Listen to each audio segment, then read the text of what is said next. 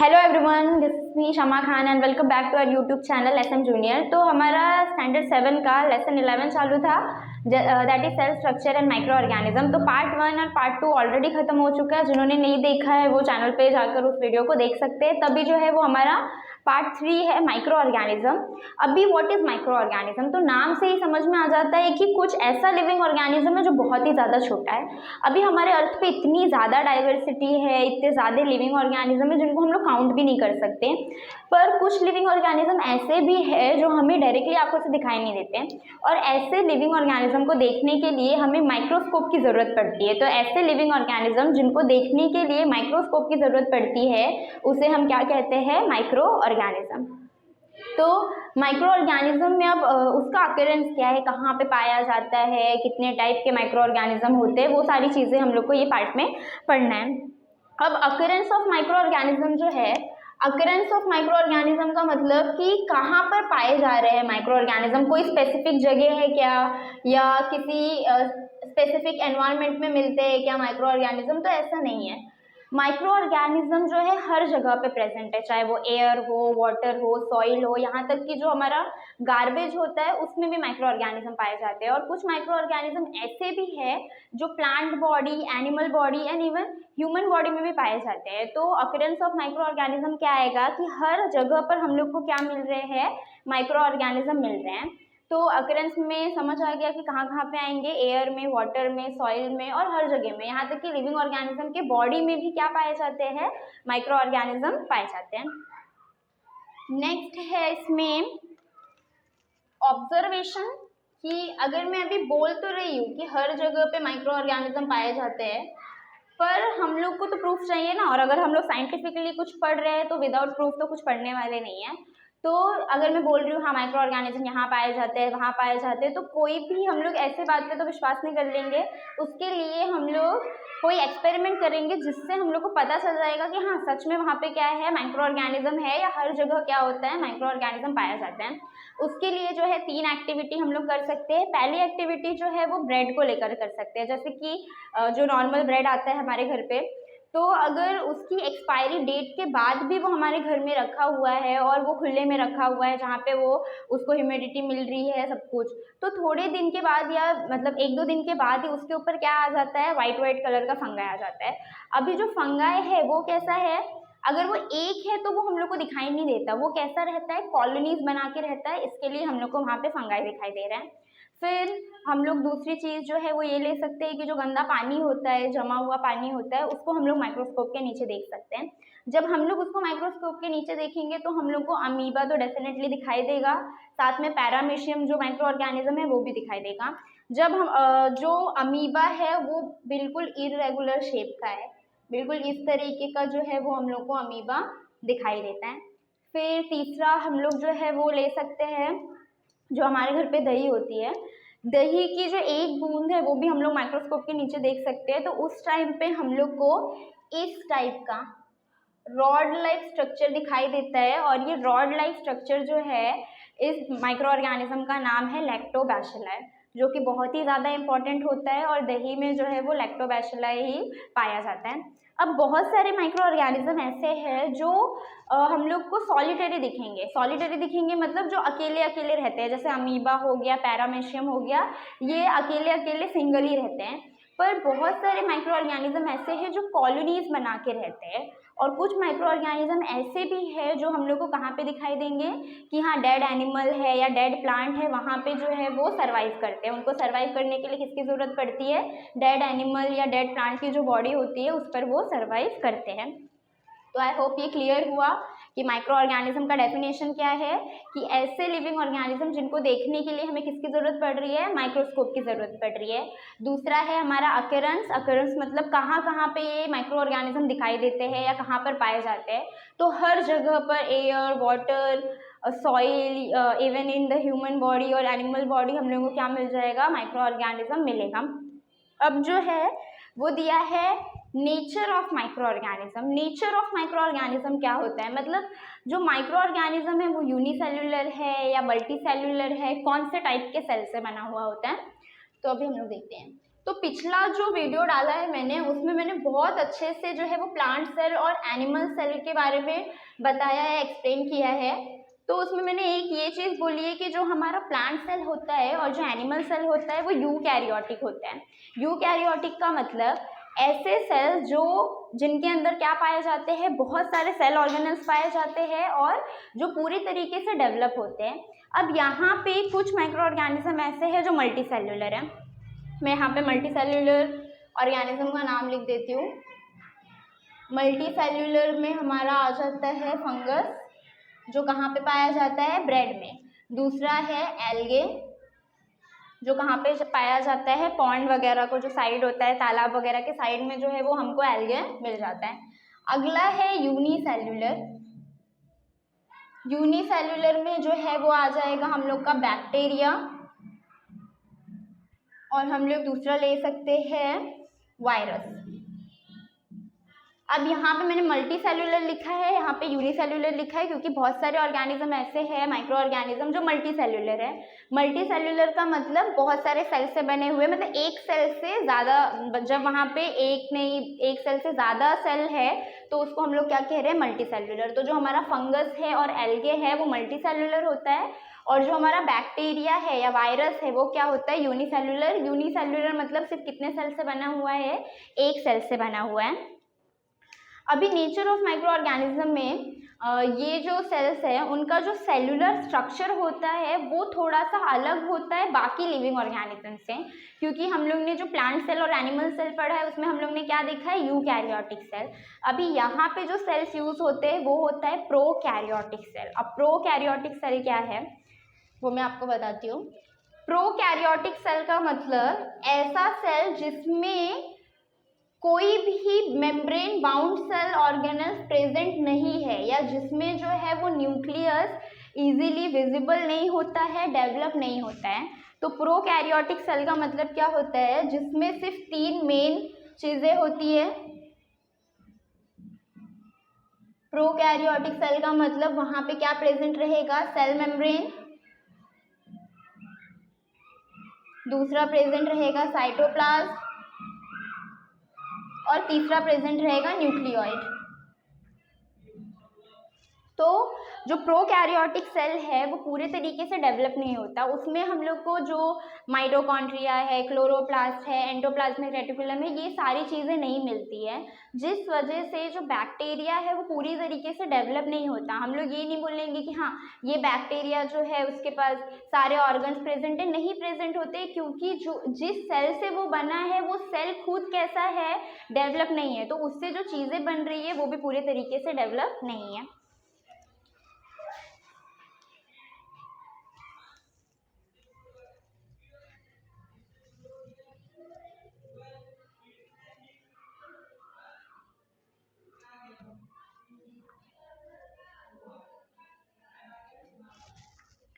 अब next topic है growth of micro organism.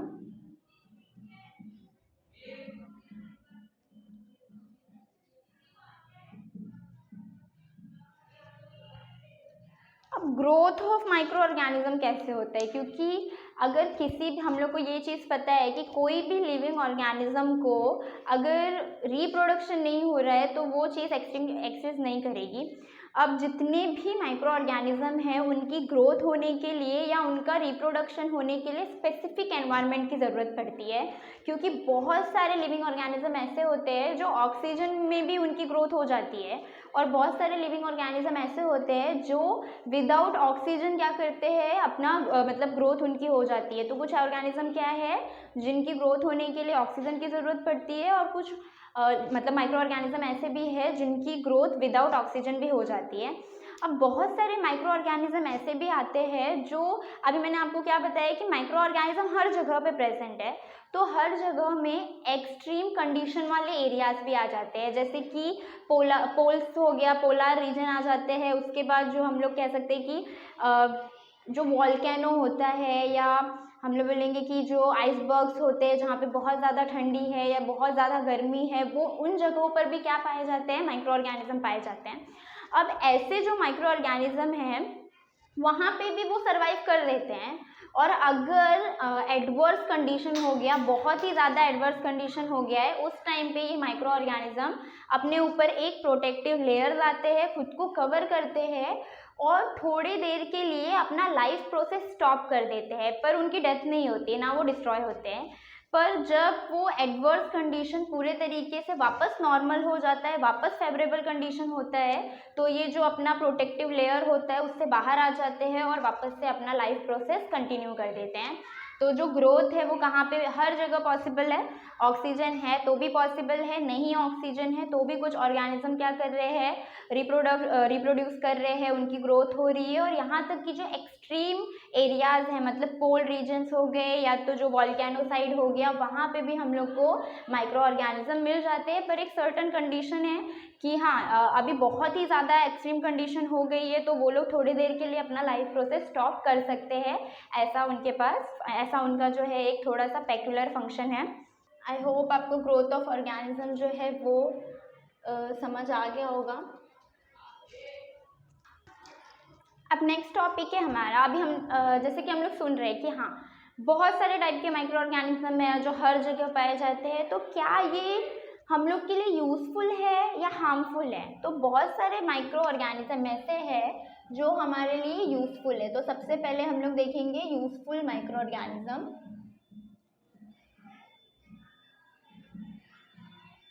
Useful micro organism पढ़ाने से पहले मैं एक एक्टिविटी बता देती हूँ कि आपके बुक में दी हुई है। उसमें हम लोग को क्या बताया कि हम लोग को 2 पॉट लेने हैं, एक लेना है पॉट ए और एक लेना है पॉट बी। क्या लेना है, एक पॉट लेना है जिसको नाम देना है ए, एक पॉट लेना है जिसको नाम देना है बी। और पॉट ए में क्या क्या चीज़ें रहनी चाहिए, सॉइल, साथ में डोमेस्टिक वेस्ट, डोमेस्टिक वेस्ट में ज़्यादा करके हम लोग को लेना है बायोडिग्रेडेबल वेस्ट। बायोडिग्रेडेबल वेस्ट मतलब हम जो वेजिटेबल्स होते हैं उसके जो स्क्रैप्स हो गए या जो फ्रूट्स है उनके जो छिलके वगैरह हो गए, वो सारी चीज़ें लेनी है हम लोग को।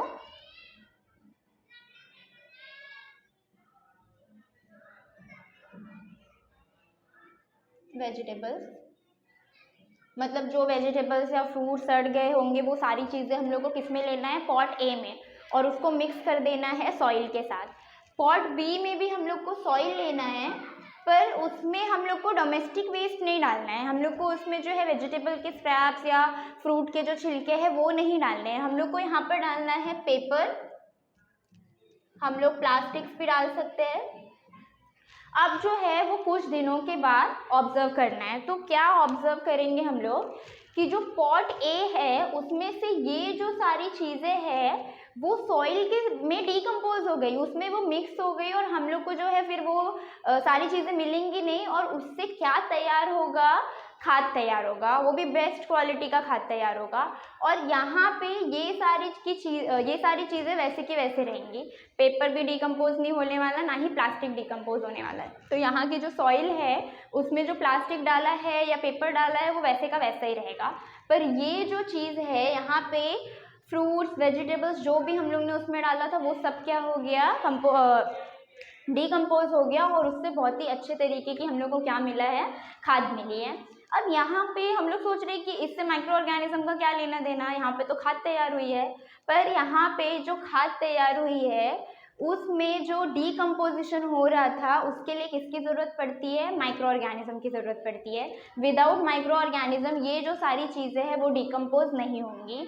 तो ये जो खाद है उसको हम लोग किधर भी यूज़ कर सकते हैं, हमारा जो गार्डन होता है या जो हम लोग ने घर में गमले लगाए होते हैं या जो खेती होती है वहाँ पर भी जो है हम लोग ये खाद यूज़ कर सकते हैं। मतलब हम लोग यूज़ कर रहे हैं, हमारा इससे कुछ भी डिसएडवांटेज हुआ है क्या, नहीं, ना ही इसमें ज़्यादा खर्च लगा है, और हम लोग को क्या मिल गई है, एक अच्छी क्वालिटी की खाद मिल गई है। तो इसका यूज़ हम लोग कर सकते हैं, और इसका यूज़ किस वजह से पॉसिबल हुआ है, माइक्रो ऑर्गेनिज्म की वजह से पॉसिबल हुआ है। तो अभी हम लोग को मैं यूज़फुल माइक्रो ऑर्गेनिज्म में आपको और भी 2-3 एग्जाम्पल देने वाली हूँ जिससे समझ में आ जाएगा कि बहुत सारे ऑर्गेनिज्म ऐसे हैं जो हम लोग के लिए बहुत ही ज़्यादा यूज़फुल है, एनवायरनमेंट के लिए बहुत ही ज़्यादा यूज़फुल है।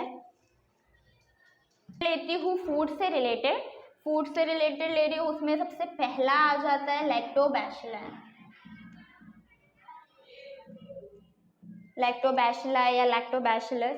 तो जो लैक्टोबैसिलस है वो हम लोग को किस में मिलता है, जो योगर्ट होता है उसमें पाया जाता है। या तो हम लोग ये कह सकते हैं कि दूध से बनी हुई जितनी भी चीज़ें होते हैं, डेयरी प्रोडक्ट होता है, चीज़, पनीर, दही, उन सब में कौन सा बैक्टीरिया पाया जाता है, लैक्टोबैसिलाई। और दूध से जो दही बन रहा है वो किसके वजह से पॉसिबल हो रहा है, लैक्टोबैसिलाई की वजह से पॉसिबल हो रहा है। क्योंकि घर में जब हम लोग दही बनाते हैं तो क्या करते हैं कि जो दूध होता है उसमें ही हम लोग क्या करते हैं, थोड़ी सी दही डाल देते हैं, और फिर थोड़ी देर के बाद या थोड़े घंटों के बाद जब नेक्स्ट डे हम लोग देखेंगे तो उसमें वो क्या तैयार हो जाता है, दही तैयार हो जाती है।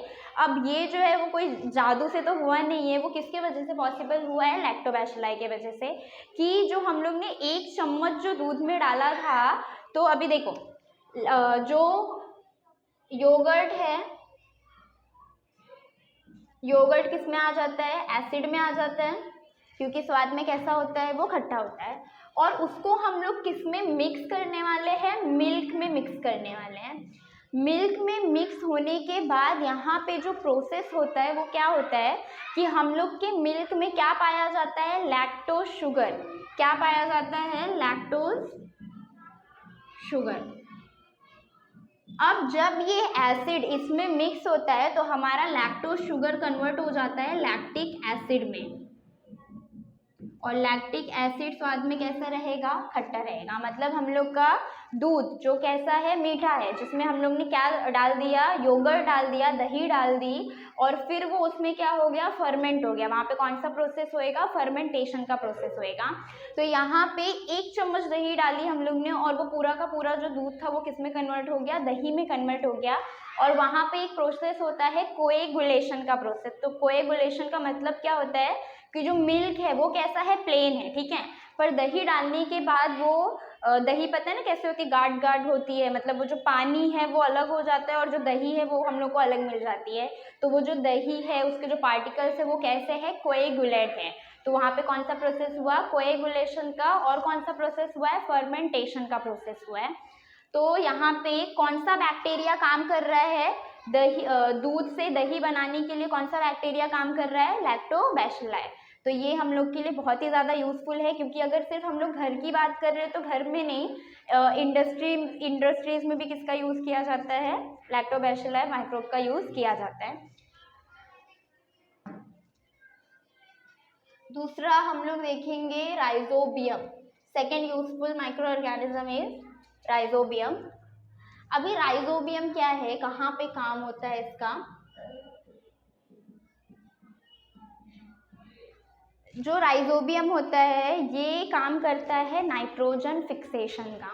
किसका काम करता है, नाइट्रोजन फिक्सेशन। अब हम लोग सोचेंगे कि नाइट्रोजन फिक्सेशन क्या होता है। तो नाइट्रोजन फिक्सेशन का मतलब कि बहुत सारे प्लांट्स, लेग्यूमिनस प्लांट्स मतलब जो हमारे दाल वाले प्लांट्स होते हैं, उनको बहुत ही ज़्यादा ज़रूरत होती है नाइट्रोजन की, और वो नाइट्रोजन डायरेक्टली उनको सॉइल से या डायरेक्टली जो है वो एयर से नहीं मिल पाता है। तो उस टाइम पे जो राइजोबियम है वो क्या काम करता है, वो एटमॉस्फेरिक नाइट्रोजन को कन्वर्ट करता है और कंपाउंड्स बनाता है, और कहाँ पे ऐड करता है, जो हमारे रूट्स होते हैं उसके जो नोड्स होते हैं वहाँ पर हम लोग को जो है वो नाइट्रोजन फिक्सेशन का काम करता है। और वहाँ पे जो उसके पार्ट को जब हम लोग माइक्रोस्कोप के नीचे देखेंगे तो हम लोग को जो है वो राइजोबियम बैक्टीरिया आसानी से दिखाई देता है। अब ये जो प्लांट्स है जहाँ पे कौन सा बैक्टीरिया यूज़ हुआ है, राइजोबियम बैक्टीरिया यूज़ हुआ है, ताकि जो लेग्यूमिनस प्लांट है उनकी ग्रोथ में कोई रुकावट ना आए, उनकी ग्रोथ आसानी से हो। किस प्रोसेस से, नाइट्रोजन फिक्सेशन के प्रोसेस से। अब ऐसे जो प्लांट्स हैं ना, अगर आपने गांव में देखे होंगे या कहीं पे भी, कि इनके जो रूट्स होते हैं ना उनको फेंकते नहीं हैं हम लोग। क्यों नहीं फेंकते हैं, क्योंकि ये जो रूट्स है वो बाद में यूज़ होते हैं किसमें, खाद बनाने में, क्योंकि वहाँ पे ऑलरेडी क्या प्रेजेंट है, राइजोबियम, और हम लोग उसको वेस्ट नहीं कर सकते। तो बाकी के जो हम लोग के खेती का काम होता है जिसमें खाद वगैरह तैयार करते हैं, वहाँ पे वो रूट्स यूज़ हो जाते हैं। तो सेकेंड हम लोग का यूजफुल माइक्रो ऑर्गेनिज्म हो गया है राइजोबियम। थर्ड यूज होता है एंटीबायोटिक्स में। अभी एंटीबायोटिक्स क्या है, एंटीबायोटिक्स हम लोग ने बहुत बार सुना है, जब हम लोग को जो डॉक्टर है वो जो दवा देता है तो उसमें वो एक पिल देता है जो किसकी होती है, एंटीबायोटिक की, और ज़्यादा करके जो मैंने देखा है वो हम लोग को किसका देते हैं, जिसमें पेनिसिलिन यूज़ होता है वो वाली।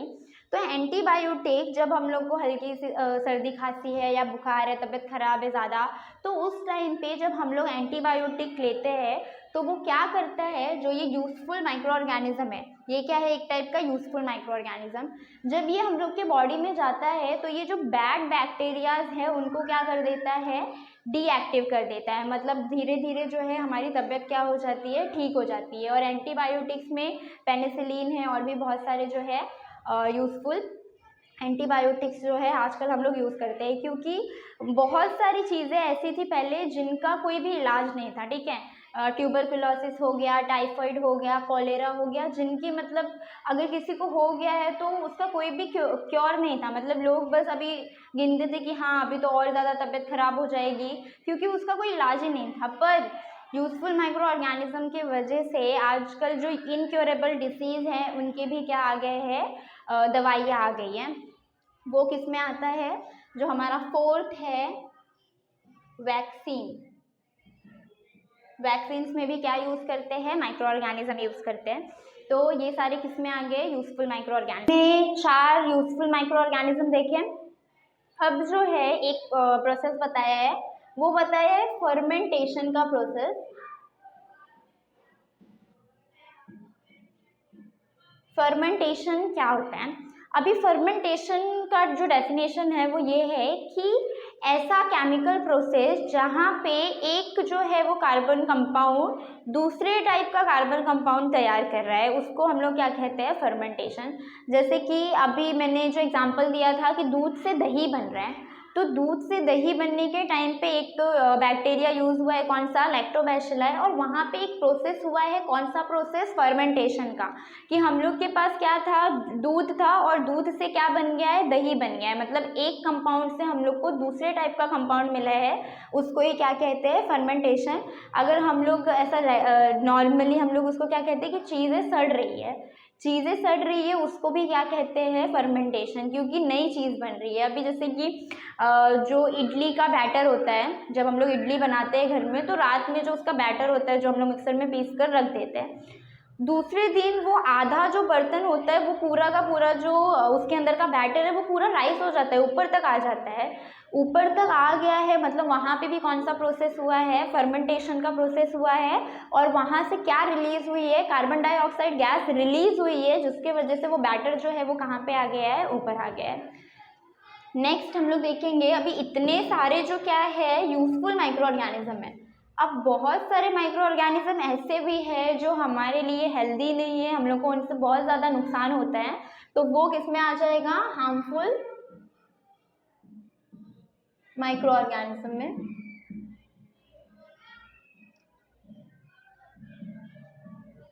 अभी हार्मफुल माइक्रो ऑर्गेनिज्म में ऐसे भी माइक्रो ऑर्गेनिज्म आ जाएंगे जिनसे हमारा जो फूड प्रोडक्ट है वो ख़राब हो रहा है, और बहुत सारे माइक्रो ऑर्गेनिज्म ऐसे भी आएंगे जिससे हमारी तबीयत ख़राब हो रही है, ठीक है।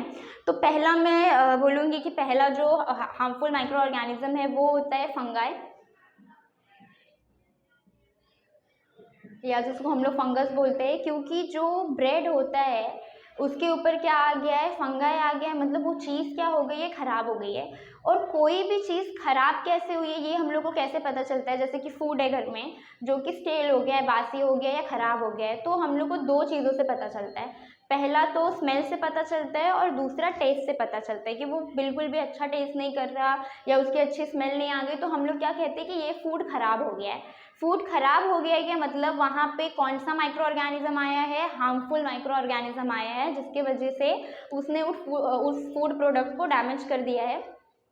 दूसरा जो है वो हम लोग बोलेंगे, दूसरा एग्जांपल मैं आपको देती हूँ कि जो हम लोग का ये अचार होता है, घर में अचार वगैरह होता है, तो अगर वो ज़्यादा देर तक खुला रह गया या उसमें जो है वो बाहर के एटमॉस्फेयर से जब वो कनेक्ट हो जाता है, मतलब उसमें पानी चले गया या कुछ हो गया, मॉइस्ट हो गया थोड़ा सा, तो वहाँ पे वाइट कलर का पूरा पार्ट आ जाता है, जिसको वो फंगाई ही होता है। तो वो हम लोग खा सकते हैं क्या? नहीं खा सकते, क्योंकि वो भी क्या हो जाता है, पूरे तरीके से खराब हो जाता है। तो सेकेंड एग्जाम्पल हो गया किसका? अचार का। पहला कौन सा? ब्रेड का, कि बहुत सारे माइक्रो ऑर्गेनिज्म है जो क्या करते हैं, फूड को स्पॉइल कर देते हैं, जो अब हमारे खाने लायक नहीं बचा है। तीसरा जो है वो, जैसे कि गर्मियों के टाइम पे जो दूध होता है, मम्मी उसको बार बार गर्म करती है। बार बार क्यों गर्म करती है? क्योंकि गर्मी के टाइम पे जो हार्मफुल बैक्टीरियाज है उनके लिए वो कंडीशन कैसी होती है? फेवरेबल कंडीशन होती है। फेवरेबल कंडीशन का मतलब अब ऐसे कंडीशन में वो बहुत ज़्यादा ग्रो होंगे अगर उनको कोई ऐसी चीज़ मिल गई, मतलब एक मीडियम मिल गया उनको कि हाँ ये ब्रेड खराब है या ये दूध जो है वो थोड़ा सा बासी होने के लिए आ गया, तो वहाँ पे फिर वो हार्मफुल ऑर्गेनिज्म की जो नंबर बहुत ही ज़्यादा इंक्रीज हो जाते हैं और वो फिर वो चीज़ खराब हो जाती है। तो ये सारे किस में आ रहे हैं? हार्मफुल माइक्रो ऑर्गेनिज्म में आ रहे हैं।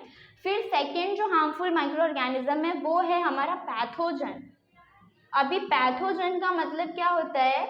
ऐसे माइक्रो ऑर्गेनिज्म जिससे हम लोग को क्या हो रहा है, किसी भी टाइप की डिसीज हो रही है। क्योंकि क्या होता है कि जैसे ही मौसम चेंज होता है, ठीक है, बारिश का मौसम आ गया या कुछ आ गया, और उस टाइम पे जो है बहुत ध्यान देना पड़ता है कि हम लोग जो है वो स्टेल फूड तो नहीं खा रहे, या जो है हम लोग ने ठीक से जो है बाहर का भी जब हम लोग खा लेते हैं तो भी क्या हो जाती है, तबीयत खराब हो जाती है। क्योंकि ये कुछ पैथोजन ऐसे हैं जिनसे तबीयत बहुत ही ज़्यादा खराब हो जाती है।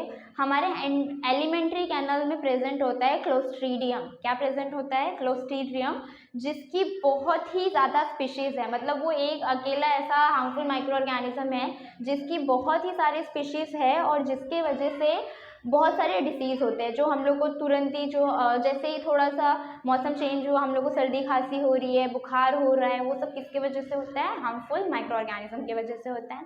अब पैथोजेंस में जो है वो बहुत सारे बैक्टीरियाज आ जाते हैं, जैसे कि अभी जो है मॉस्किटोज़ है, ठीक है, मॉस्किटोज़ ने बाइट किया तो हम लोग को मलेरिया हो रहा है, डेंगू हो रहा है, चिकनगुनिया हो रहा है, येलो फीवर हो रहा है। मतलब इतनी सारी जो बीमारियां है वो किसके वजह से हुआ?